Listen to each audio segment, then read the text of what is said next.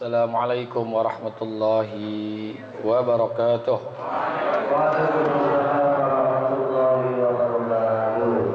Al-Fatihah ila hadratin Nabi Muhammadin al-Mustafa Rasulillah sallallahu alaihi wasallam wa jami' arwahi walidina wa masyaikhina wa muallimina wa asatidina khususan li muallifi hadzal kitabi Al-Imam Yahya bin Sharaf An-Nawawi wa khususan li muassisi hadzal masjidi wal majlisi anna Allah yaghfir lahum wa yarhamuhum wa yu'li darajatihim fil jannah wa yanfa'una bi asrarihim wa anwarihim wa ulumihim wa nafahati bid din wad dunya wal akhirah wa ila hadratin nabi syai'un lana wa lahum al-fatihah.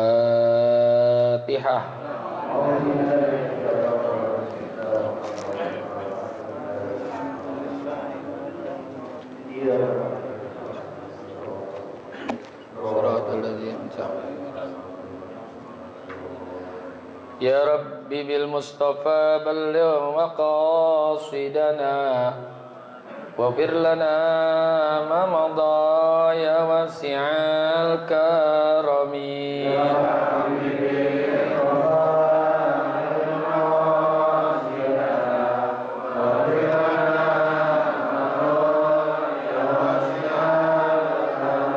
Li khamsatun utbi biha naral jahimil khatimah bil Mustafa wal Murtada wa ibnahuma wa Fatimah.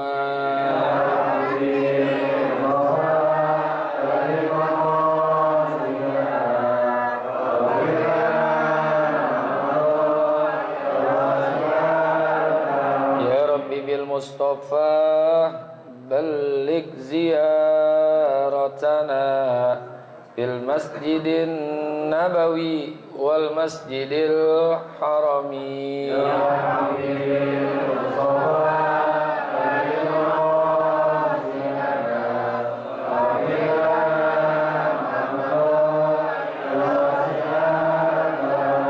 Allahumma salli wa sallim wa barik alaihi wa ala alihi.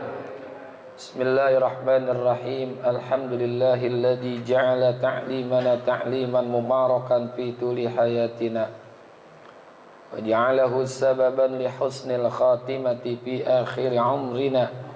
Salatu wassalamu ala Taha Muhammadin sayyidina wa ala alihi wa sahbihi humul fudala'i wal kurama.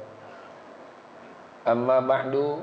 Ma'asyiral muslimin wal muslimat, hadirin bapak-bapak, hadirat ibu-ibu, para pencinta ilmu, para pencari kebenaran, yang semoga kita semua dirahmati Allah Subhanahu wa taala.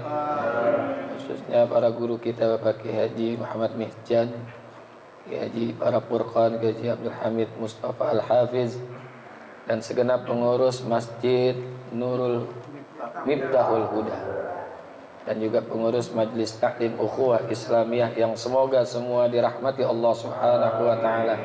Alhamdulillah, pagi hari ini Allah masih memberikan dan menetapkan untuk kita nikmat iman, Islam, hidayah, taufik, sehat, afiat, sehingga bisa hadir kembali di majlis ini dalam rangka kita mencari ilmu dan menuntut ilmu. Semoga hadirnya kita mendapatkan ilmu yang manfaat, ridho dan inayat, sehat afiat dalam ibadat. Allah memberikan kepada kita keselamatan dunia dan akhirat. Amin ya rabbal alamin. Bahasan kita masih berkaitan tentang menjadi hamba Allah yang bersaudara. Kemarin sudah kita bahas tentang masalah hasud atau dengki. Karena hasud ini bisa mendekatkan kepada tidak percaya kepada takdir Allah. Karena ada hadis, kadal faqru ayyakuna kufran wa kadal hasadu ayyaglibal qadra. Hampir-hampir saja, hampir nih, kefakiran itu, kemiskinan itu menjadikan orang sebagai orang kafir, kekufuran, kufur nikmat. Tadi sudah dibahas tuh tentang kufur nikmat.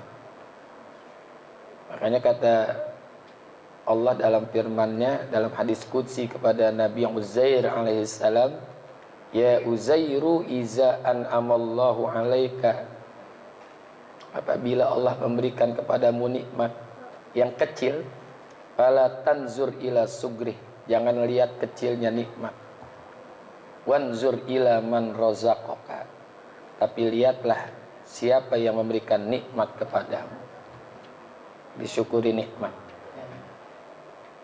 Nah kadang-kadang orang gara-gara fakir banting setir jadi kufur, nggak kuat jadi orang susah akhirnya ngepet, nggak kuat jadi orang susah jadi wa kadal hasadu ayyaglibal qadra, dan hampir-hampir saja sikap hasud itu bisa mengalahkan akan takdir. Artinya nggak percaya kepada takdir Allah. Karena memang hidup ini kan bukan atas maunya kita. Hidup ini atas maunya Allah. Allah yang ngatur. Allah yang menentukan kepada siapa nikmat itu diberikan, kapan diberikannya, Allah itu maha tahu. Jangan kita kufur. Jangan juga kita menjadi orang yang hasud. Sehingga dinasihati oleh Rasulullah SAW, kalau kita punya kebutuhan, punya keinginan melakukan sesuatu, itu mestinya kita sembunyikan, ya. Kita sembunyikan. Jangan terlalu terang-terangan kepada orang yang kita tidak tahu sikapnya. Kita berikan nikmat itu, kalau kita akan mendapatkan nikmat, kita harus lihat kepada siapa kita berbicara nih. Jangan kepada sembarangan orang. Nah Rasulullah sabdakan, ista'inu 'alal qada'il hawaijikum bil kitman fa inna kullu zi ni'matin mahsud. Minta tolonglah kalian untuk memenuhi kebutuhan hidup. Kita minta tolong kepada Allah. Ya. Dan juga kita harus bil kitmani, dengan sembunyi-sembunyi, diam-diam. Ya. Kenapa? Inna kulli zi ni'matin mahsud. Karena setiap orang yang dapat nikmat pasti aja ada yang dengki. Pasti aja ada yang dengki. Nggak selamat kita dari orang yang dengki. Pasti itu. Kan al-muslimu baina khamsis syada'id, kata Rasulullah. Orang Islam itu akan menghadapi 5 tantangan. Di antaranya adalah al-muslimu yahsudu, orang Islam yang selalu hasud. Nih, kita kalau punya kebutuhan jangan ngomong-ngomong dulu, diam-diam aja dulu. Gitu. Dan jangan kita kasih tahu orang, biarin dia tahu sendiri. Ya. Nah kita yang punya nikmat, yang dapat nikmat dari Allah, kita syukuri itu nikmat. Ya. Jangan ngomong-ngomong orang, diam-diam aja. Ya. Kita mau beli mobil, diam aja dulu. Mau beli motor, diam aja dulu. Mau beli rumah, diam aja dulu. Mau kawin lagi, diam aja dulu. Oh, dia malu. Jangan ketahuan orang. Ini hati-hati nih. Makanya ada satu riwayat, Nabi Musa alaihissalam itu kan disebut kalimullah, satu nabi yang bisa berkomunikasi langsung dengan Allah. Disebutkan lamma ta'ajjala ila rabbihi ra'a fi zillil arsy rajulan. Tatkala Nabi Musa sedang bergegas menuju Tuhannya, tiba-tiba ra'a fi zillil arsy rajulan, beliau itu melihat ada seorang laki-laki berada di naungan arasy, zillil arsy. Sampai Nabi Musa itu bingung. Faghafatahu bimakanihi wa qala inna hadza la karima wa rabbih. Sehingga beliau itu, Nabi Musa, menginginkan kedudukan yang seperti yang dimiliki oleh orang tersebut. Hebat ini orang. ada di bawah zillil arsy, lindungan arasnya Allah Subhanahu wa ta'ala. Inna hadza lakarim, pastinya orang ini orang mulia nih. Di mana? Ala rabbi, di sisi Tuhannya. Fasa'ala rabbahu, maka Nabi Musa bertanya kepada Allah, kepada Tuhannya, ayyukhbirahu bi ismih, untuk minta kasih tahu siapa sih ini orang nih, namanya. Falam yukhbiruhu bi ismi, tapi Allah nggak kasih tahu namanya siapa nih. Ya, orangnya tapi pasti orang soleh. Wa qala uhaddisuka min amalihi bisalasin. Namun Allah firmankan, aku akan sampaikan kepadamu amal orang ini cuma 3, sehingga mendapatkan kedudukan yang mulia berada pada arasy-Nya Allah Subhanahu wa ta'ala. Yang pertama, kana la yahsudun nasa ala ma atahullahu min fadlih, bahwa orang ini enggak pernah bersikap hasud kepada manusia di saat Allah memberikan kepada mereka akan karunia. Tuh, enggak pernah hasud, enggak pernah dengki. Setiap ada orang mendapatkan nikmat, ya dia biasa aja. Ya dia tetap bersyukur kepada Allah di saat ada orang mendapatkan nikmat. Itu justru membuka akses nikmat untuk dirinya sendiri. Jadi kalau kita mensyukuri nikmat yang ada pada orang lain, itu bagian daripada membuka akses nikmat untuk diri kita sendiri. Kalau kita tetap bersyukur kepada Allah terhadap nikmat yang ada pada orang lain. Karena nggak ada untungnya jadi orang yang hasud. Nggak ada untung pasti. Al-hasud la yasud. Orang yang dengki nggak bakalan untung. Karena dia sibuk dengan milik orang terus. Nggak pernah sibuk dengan apa yang sudah ia miliki.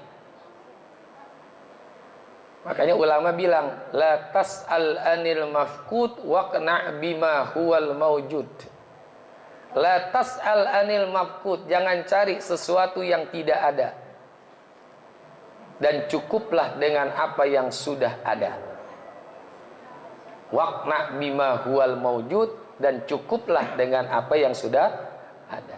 Jadi yang pertama, sebab orang ini mendapatkan kedudukan yang tinggi di sisi Allah, la yahsudun nasa ala ma atahumullahu min fadlih, tidak pernah dengki kepada manusia di saat Allah memberikan nikmat atau karunia kepada mereka. Yang kedua, wa kana la ya'iku walidayhi. Yang kedua sebabnya apa? Tidak pernah durhaka kepada kedua orang tuanya. Wa kana la yamsi bin namimah, dan yang ketiga, dia tidak pernah melakukan namimah. Apa namimah? Mengadu kambing, mengadu domba. Ya. Nih, jadi hasud ini bahaya nih, penyakit yang paling bahaya. Karena itu pertama kali kan terjadinya hasud, pelopornya pertama adalah iblis. Ketika Allah firmankan, wa izkulna lil malaikati isjudu li adama fasajadu illa iblis aba wastakbara wa kana minal. Tuh iblis itu adalah orang yang manusia, makhluk yang pertama kali hasud. Ini pelopornya nih. Pelopor daripada hasud itu adalah dilakukan oleh iblis. Tapi kudu tahu juga ada iblis, ada jin, ada setan. Jadi beda tuh antara jin, iblis, setan. Kalau iblis itu kan diambil dari kata ablasa. Ablasa itu artinya berputus asa daripada rahmat Allah. Ablasa yublisu, putus asa dari rahmat Allah. Yang awal namanya adalah Azazil. Saya ingatin lagi nih, namanya adalah Azazil. Jadi orang yang berputus asa dari rahmat Allah itu iblis. Nah, iblis ini punya keturunan namanya jin. Namanya jin. Ya. Jin itu diambil kata jannah, yang tertutup atau menutup. Maka setiap yang menutup itu, yang tertutup belum kelihatan sama sekali, itu ada yang disebut dengan janin, ada yang disebut dengan junnah, ada yang disebut dengan jannah. Itu diambil dari kata jannah, tidak terlihat oleh manusia. Ada yang pernah ngelihat jin nggak di sini? Nggak ada kan? Karena memang nggak kelihatan. Diambil kata jannah, ya, jannah. Dan jannah ini jinnun, menurut Imam Ibnu Taimiyah, ya, jami'u jinni walada iblis. Setiap jin itu adalah merupakan anaknya iblis. Tapi jin ini nggak semuanya buruk, ada yang ibadah. Wa ma khalaqtul jinna wal insa illa liya'budun. Jadi jinnun diambil kata jannun. Akar kata jannun itu menutup. Artinya tidak terlihat oleh manusia. Termasuk janin. Ada yang pernah lihat janin nggak? Siapa yang tahu tuh anak laki atau perempuan, karena masih jadi janin. Kemudian junnah, tempat yang tertutup, benteng. Benteng itu tempat yang tertutup, nggak kelihatan tuh. Jannatun, kenikmatan surga juga masih tertutup. Mala ainun ra'at wala uzunun sami'at wala khatara fi qalbil bashar. Tidak pernah terlihat oleh mata, tidak pernah didengar oleh telinga, tidak pernah bisa dibayangkan oleh hati manusia. Nikmat yang sesungguhnya. Nah, yang terakhir syaitonun. Setan ini bukan sosok, tapi dia sifat. Nah, sifat setan ini bisa terjadi pada jin, bisa terjadi juga pada manusia. Diambil dari kata syatona. Jadi syaiton diambil kata syatona. Ya. Syatona itu artinya ba'uda anil haq, yang jauh dari kebenaran, yang jauh dari ba'uda anil haq. Itu kalau definisi daripada syatona itu ba'uda anil haq, yang jauh dari kebenaran. Syaitonun ya.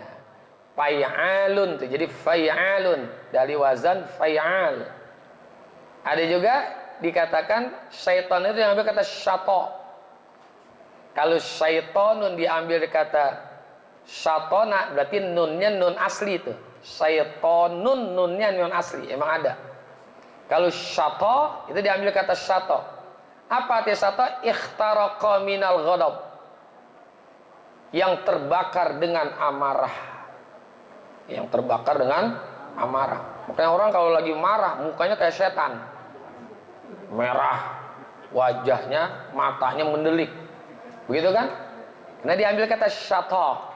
Nah, kalau diambil dari kata akar syato, nunnya itu nun zaidah. Syaitonun, nunnya nun zaidah.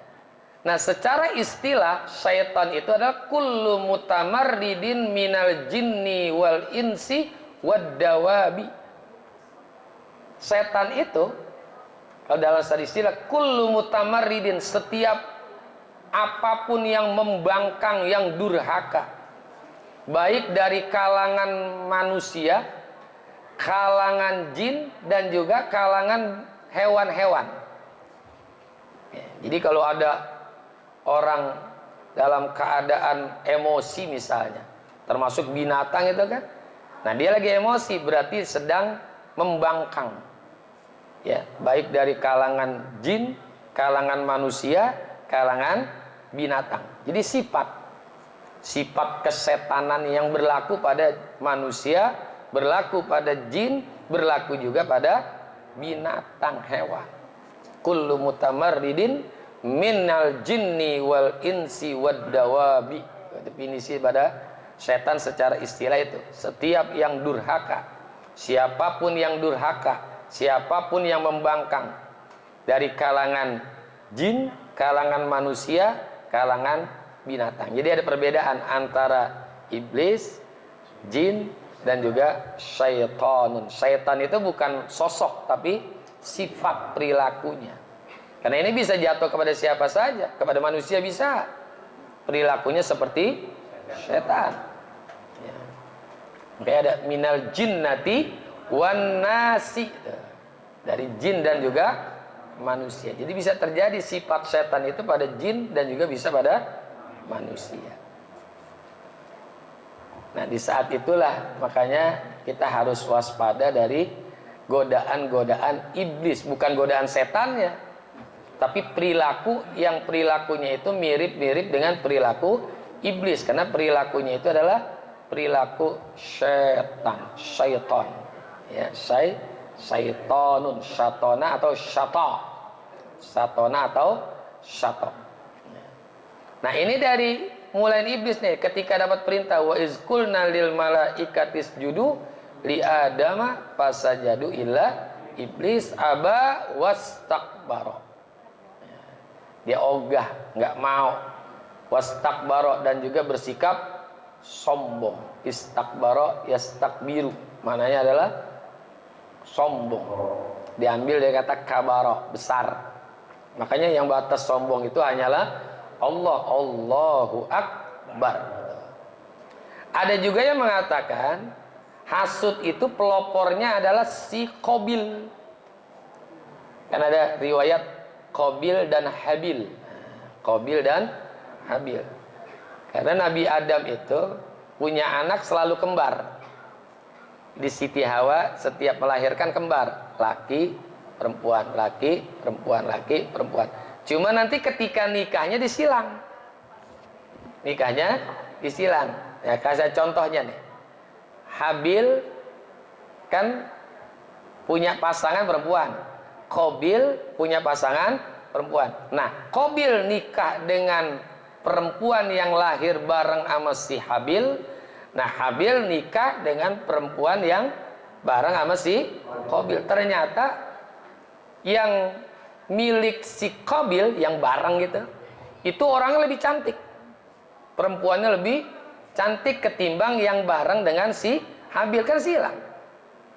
Sehingga ada hasud, kedengkian kepada Qabil dan terjadilah pembunuhan. Di situ tuh pelopornya, ada yang mengatakan seperti itu. Wa kana sababu aidan fi qatlilahu anna zaujatahu ukhtal qatil. Ya, ukhtal qatil, yang membunuh.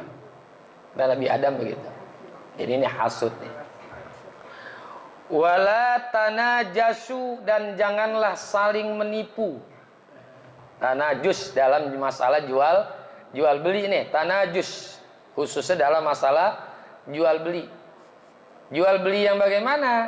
Nih ada nih yang suka mancing-mancing. Dulu di Jalan Simpang 5, dulu kan Simpang 4 tuh semper. Saya masih kecil dulu ada tukang dagang tuh banyak.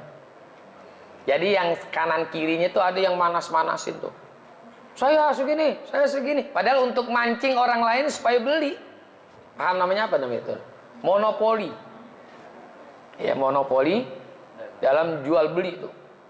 Jadi mancing-mancing ke teman-temannya juga tuh yang nawar. Saya segini dah. 20.000. Kata teman lagi, saya 25.000. Ya kan? Akhirnya yang beli nanti orang lain. Dia cuma ada apa namanya? Memberikan rangsangan supaya orang itu ikut beli. Nah, apa sih namanya kalau bahasa kita, apa namanya sekarang tuh? Hah? Lelang sih itu emang udah diatur lelang. Ini manas-manasin aja. Nggak mau beli dia mah. Nggak mau beli. Cuman manas-manasin orang supaya nafsu beli gitu. Kalau lelang kan semuanya memang pengen beli kan ya. Cuman kalah tinggi harganya saja. Kalau ini cuman manas-manasin, tanajasu, menipu. Ya, menipu dalam masalah jual beli.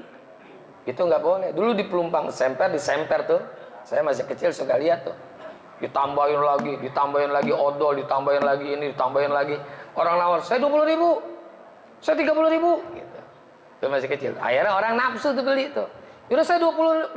Terakhir dia udah tuh. Padahal tuh yang nawar tadi emang konco-konconya, teman-temannya juga. Nah, itu tanajus namanya ya.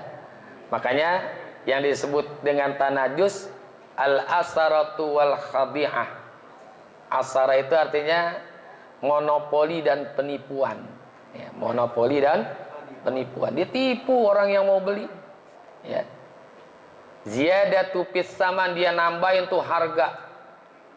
Al-mahqu', dan dia menambahkan secara syariat penambahan dalam harga yang dibayarkan pada barang yang ditawar untuk dibeli oleh orang lain.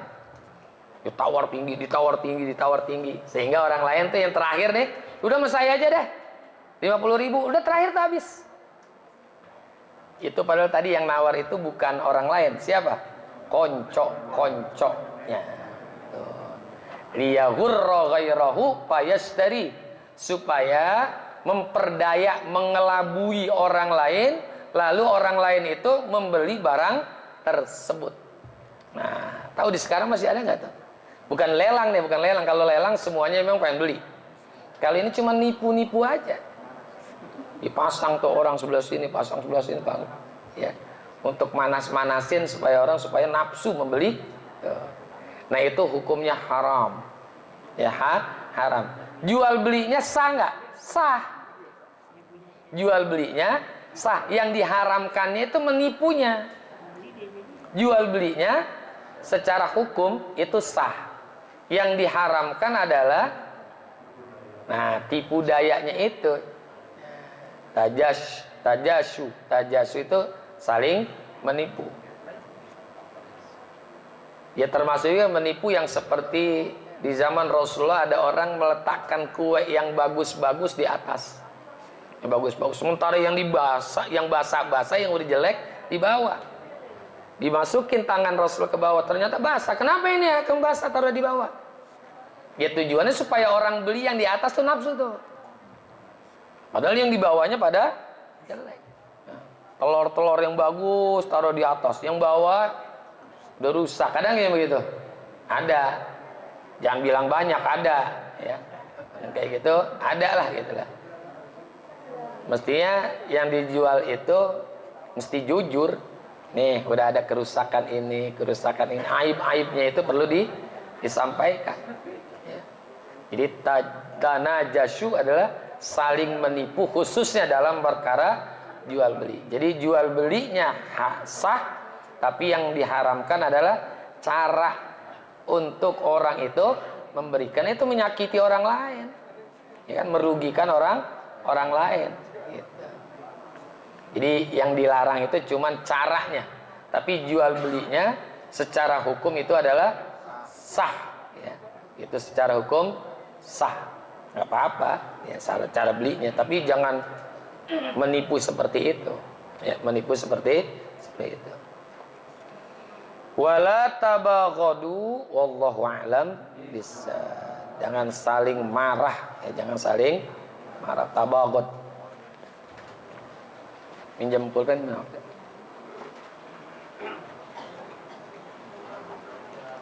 Tanggal berapa? 13 ya? Dah, mudah-mudahan manfaat, sehat afiat. Al-Fatihah.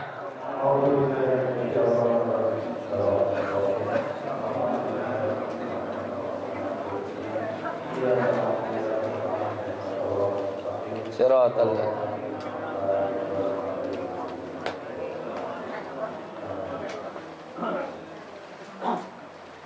Terima kasih. Wassalamualaikum warahmatullahi wabarakatuh.